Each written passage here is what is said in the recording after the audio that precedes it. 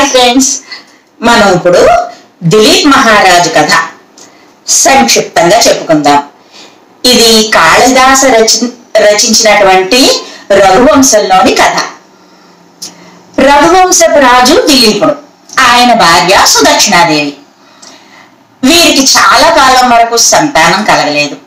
గురువు వశిష్ఠ మహర్షి వద్దకి వెళ్లి తమ బాధను చెప్పుకున్నారు రాజదంపతులు. అప్పుడు వశిష్ఠుడు ఒకసారి కళ్ళు మూసుకొని ధ్యానం చేసి ఆ దంపతులతో గోసేవ చేసి సంతానం పొందమని ఉపదేశించాడు.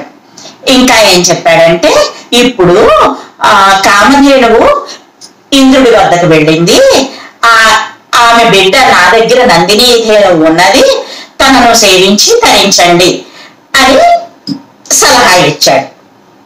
అప్పుడు 21 రోజులు ఆ రాజదంపతులు ధేను వ్రతాన్ని పరమ భక్తితో చేశారు.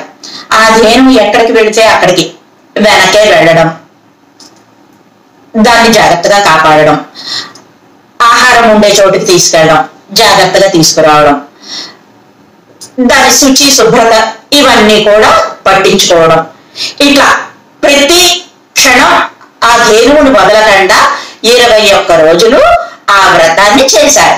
పరమ భక్తితో చేశారు.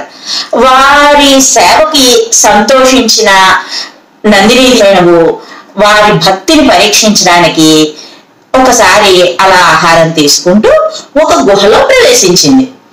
వెంటనే త్రుటి కాలంలో దాని మీదకి ఒక సింహం దూకబోయింది. వెంటనే రాజు రక్షిద్దామని ఆవుని ధనుర్బాణాలు తీద్దామని అనుకున్నాడు, అంతే. కానీ విచిత్రం, అలా స్టాచ్యూలో ఉండిపోయాడు. ఆయన చిత్రపటంలో వీరుని మాదిరి స్థానులో ఉండిపోయాడు అనమాట. అప్పుడు ఆ సింహం రాజుతోటి, నేను శివకింకరుడను, నీ శక్తులేవి నా మీద పనిచేయవు. ప్రతి దినం శివుడు నందిని అధిరోహించే సమయంలో నన్ను పాదపీఠికగా వినియోగించుకుంటాడు.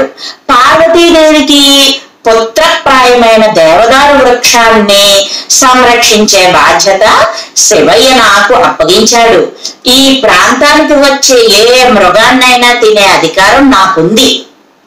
నా పేరు కుంభోదరుడు అంటూ చెప్పుకొచ్చాడు. అప్పుడు ఈ దిలీపుడు, ఈ హోమధేనువును కాపాడే బాధ్యత నా మీద ఉంది, అందువల్ల నువ్వు నా శరీరాన్ని ఆహారంగా స్వీకరించు, గోమాతను వదిలిపెట్టు ప్లీజ్ అని వేడుకున్నాడు. అది విని కుంభోదరుడు ఒక్కసారిగా నవ్వేశాడు. నువ్వు ఒక్క గోవు కోసం ఈ భూమండలాన్ని ఏకఛత్రాధిపత్యంగా ఏలేటటువంటి రాజువి నువ్వు బలి అవుతావా అన్నాడు. అనేటప్పటికీ దిలీపుడు, క్షతము నుండి రక్షించేవాడే క్షత్రియుడు. అంటే క్షతము అంటే ఆపద, ఆపద నుండి కాపాడేవాడే కదా క్షత్రియుడు. నేను అలా చేయని వాడు రాజే కాదు, ఎలా అవుతాడు? నా ప్రార్థన మన్నించు అని వేడుకున్నాడు. అప్పుడు దిలీపుడిపై పుష్పవృష్టి కురిసింది.